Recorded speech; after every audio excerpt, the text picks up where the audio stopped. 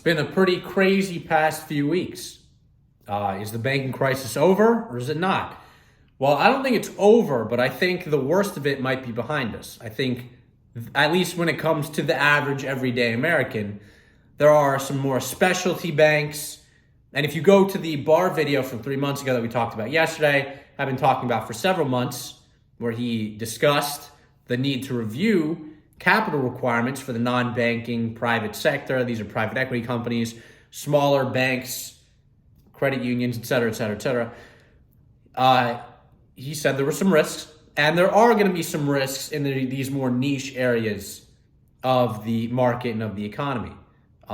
Particularly anything that has a lot of exposure to commercial real estate. Starwood Property Trust. This is a stock I've owned in the past. I plan to own again in the future. 10% dividend, but you can look at that chart and see that it's clearly getting hit. So again, I will own this stock again in the future. I don't own it right now, but I expect that trend that looks very clear, very simple. The stock doesn't move a whole lot. It just pays a nice dividend to continue, as many people do. Many people do think this. Biden just said the banking crisis isn't over. We'll see what happens. I think there are some positive signs out there. FRC not looking for a sale anymore. That's a good thing for sure. Let's not forget, SVB executed a sale. So a sale is possible. SVB was a really terribly run bank, according to what Barr said today. He, disclosed previously confidential information to give the scores on their poor management, and they were poor scores apparently. I don't know what the scale was out of or whatnot, but it was low.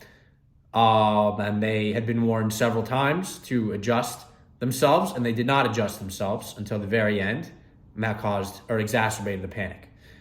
So, banking crisis, here or not, I don't know. But it seems that people want to flee to safety in mega cap tech.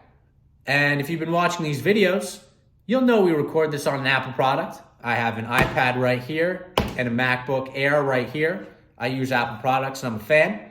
I've got a HomePod right there, HomePod Mini in my bathroom. I'm all Apple, except the watch. Don't like the watch.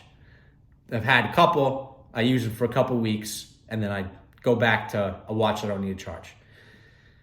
Anyways, these companies were once a safe haven. There's no alternative trade. Yields were low. There's nothing to get in yields. You might as well buy mega cap tech, especially with their earnings growing 20%. It's no longer the case that these companies are growing earnings. As a matter of fact, the top four, Amazon, Apple, Microsoft, and Google, all have either flat or declining earnings. This is no longer the double-digit earnings we were seeing in 2021 and 2020. These are new numbers, and they're not so hot, in my opinion. And I expect this to continue. I think that was Q4 20. That was holiday season. Now we're going to get a little bit less holiday season. And we're going to get a little bit more banking crisis. And we're going to get a little higher yields. And we're going to get, more fear, longer for higher yields, et cetera, et cetera, et cetera. Companies going out of business, not going to be the best thing, in my opinion. Slightly slower startup formation, maybe, that might impact Microsoft and Amazon's cloud business, which are particularly important to them. But flight to safety, banking crisis, I think that was not the right move. And I think it's going to be played out. And I think there's a catalyst later this week. PCE and core PCE. Now, I don't know if it's going to come in hotter than expected or lower than expected. I have my leaning towards the hotter. I have my leaning toward the continuation of the trend of towards 4 months of reaccelerating core PCE, because when we received the February CPI and core CPI data, we saw a 4th month of reaccelerating core CPI. So I'm expecting the same thing with core PCE, because they both strip out food and energy has been the bringing down of CPI force. And seems that there's some increase in prices excluding food and energy. So I expect that to be the case in core PCE as well. I believe the market is priced for 0.4 month on month. I can't remember off the top of my head if that's flat or lower than the previous month read. We got the iPad out right here. Might as well pull it up. let's just do this real quick. So we're going to type in core PCE into investing.com. Highly recommend that tool. Oh yeah, last time it was 0.4, actually came in at 0.6 core PCE month on month. Not gonna lie, 0.6 is pretty hard to beat, but 0.4, which is the estimate, a decline, is not so hard to beat. So whether it's 0.5 or 0.6, I think the market's gonna be in for a surprise. Obviously, if it's 0.4, I'm gonna be in for a surprise. So we'll see how things shake out. But that may or may not be a catalyst. Anyways, I think yields are gonna pop up. That's a catalyst.